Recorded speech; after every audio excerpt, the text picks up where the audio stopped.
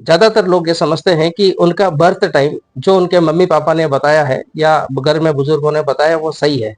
लेकिन कभी कभी ऐसा भी होता है या ऐसा लगता है कि नहीं, इस बर्थ टाइम में आधे से पौन घंटे का फर्क भी हो सकता है, या मम्मी पापा जो है वही ये बोलते हैं कि नहीं, अंदाजन तुम करीब 2 बजे पैदा हुए थे। अब अगर मान लो 2 की जगह आप 1:30 बजे पैदा हुए हो या आप 2:30 बजे पैदा हुए हो, एक्चुअल टाइम जो है, तो उसमें कुंडली में लग्न चार्ट तो चेंज नहीं होगा, लेकिन उसके पीछे के जो वर्ग चार्ट है वो काफी चेंज हो सकते हैं। तो ऐसे में बहुत सरलता से, ये वैदिक ज्योतिष की एक ब्यूटी है, जहाँ पे बहुत सरलता से कम हम ये निकाल सकते हैं कि आप का अंदाजन जो टाइम है वो कितना। ये एक फर्स्ट स्टेज है बर्थ टाइम रेक्टिफिकेशन के लिए, जहाँ पे हम दृष्टांत यानी कि आपका जो लग्न है उस लग्न का जो अक्षांश है, यानी कि लग्न की जो डिग्री है, उस डिग्री वो डिग्री कितनी होनी चाहिए, वो आपका जो नेचर है, यानी कि आप जब 5, 10, 15 साल के हो, 20 साल के हो, उस समय जहाँ आपका नेचर जो है या आपकी इनहेरेंट क्वालिटीज जो है वो बहुत ज्यादा निकल के आती है।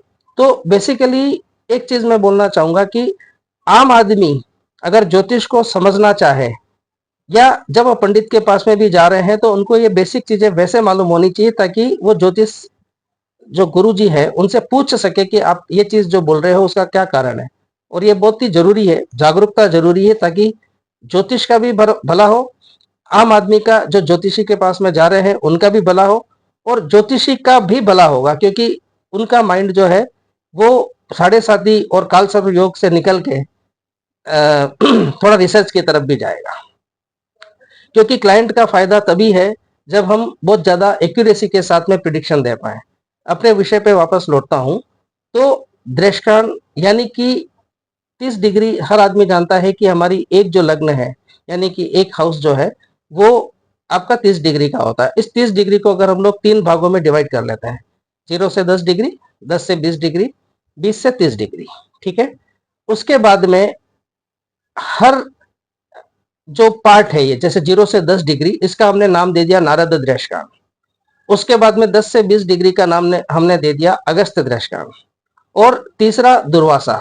अब जो लोग थोड़े बहुत जो पौराणिक गाथाओं में या जो पौराणिक जो हमारे ग्रंथ है उसमें थोड़ी बहुत रुचि रखते हैं या पढ़े हैं अपने बचपन में, वो लोग समझ जाएंगे कि ये जो तीनों ऋषि हैं, नारद ऋषि हो गए या अगस्त ऋषि हो गए या दुर्वासा ऋषि हो गए, ये अपनी एक क्वालिटीज के लिए जाने जाते हैं। फॉर एग्जाम्पल हम नारद की बात करते हैं। Narad a very good communicator, हाथ में वीणा है, ठीक है, भ्रमणशील, यानी कि आपने वैसे हमारे बहुत सारे टीवी सीरियल्स में भी देखा होगा कि नारद जो है वो हमेशा हवा में उड़ते रहते हैं, आज यहाँ है एकदम से पृथ्वीलोक पर पहुंच गए।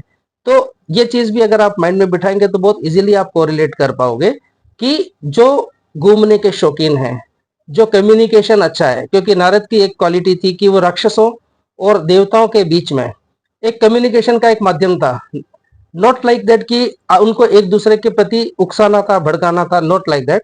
लेकिन हाँ, उनका एक जने की बात दूसरे जने तक पहुंचानी थी, ताकि उनके आपस में एक समन्वय, एक कोऑर्डिनेशन बेटर हो पाए। उनका मूल उद्देश्य ये था। इसी तरीके से छोटे छोटे टेबल्स करने का अगर जिस बंदे को जो शौक है, तो इस तरीके से अगर आपको लगता है कि आप जो है इस तरह की क्वालिटीज के साथ में, या ये क्वालिटीज आपको अच्छी लगती है, आपके दो दोस्तों के बीच में झगड़ा हो गया, तो आप उन दोनों के बीच में मेडिएट करने की कोशिश करेंगे, ठीक है। आपको घूमना फिरना पसंद है, तो 99.9% आपका जो दृष्टांत डिग्री जो है वो 0 से 10 डिग्री, यानी कि आप नारद दृष्टांत में आप पैदा हुए। अगर गलती से आपके लग्न की डिग्री मान लो 20 डिग्री हो गई है, तब आप ये सोच सकते हो कि नहीं, मैं 20 डिग्री वाला नहीं हूँ, मैं नारद दृष्टांत में होने वाला हूँ। संक्षेप में हम अगस्त और दुर्वासा की भी बात कर लेते हैं। अगस्त दृष्टांत, अगस्त मुनि जिसने विंध्याचल पर्वत जो घमंड से ऊपर होता जा रहा था, मैं वापस अपनी पौराणिक कथाओं को ही रेफर कर रहा हूँ, जहां पर वो ऊपर होता जा रहा था, तो उसके घमंड को तोड़ने के लिए अगस्त ने उसको रोक दिया और उसके ऊपर जाके बैठ गए। यानी कि किसी भी बड़े प्रोजेक्ट को आज के रेफरेंस में अगर हम समझें, तो किसी भी बड़े प्रोजेक्ट को पूरा करने के लिए जो जिम्मा या बेड़ा उठा ले, जो जिम्मेदारी ले ले, वो अगस्त है, ठीक है। तो ऐसे में 10 डिग्री से लेके 20 डिग्री तक के बीच में जन्मे लोगों में ये क्वालिटीज होगी कि वो किसी भी बड़े काम को करने से डरेंगे नहीं, इनिशिएटर होंगे कि नहीं ठीक है ये मैं कर लेता हूँ। बड़े से बड़ा प्रोजेक्ट भी बहुत ही कुशलता और बहुत ही संयम के साथ में वो पूरा कर लेंगे। दुर्वासा की भी बात कर लेते हैं। दुर्वासा दुर्वासा ऋषि का श्राप और दुर्वासा ऋषि का गुस्सा सभी को मालूम है।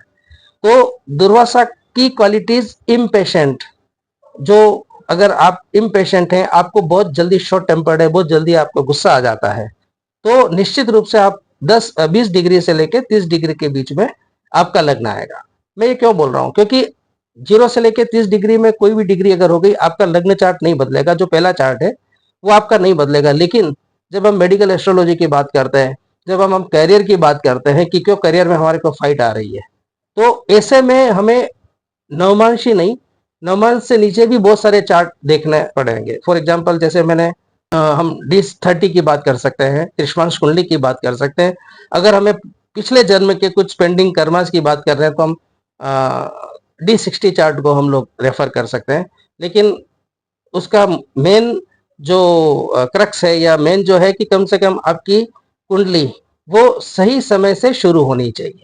बट टाइम रेक्टिफिकेशन के डाउन द लाइन और भी बहुत सारे नियम है, क्योंकि ये 10 से 20 डिग्री का मतलब करीब करीब 45 मिनट्स के आसपास का एक पीरियड हो गया।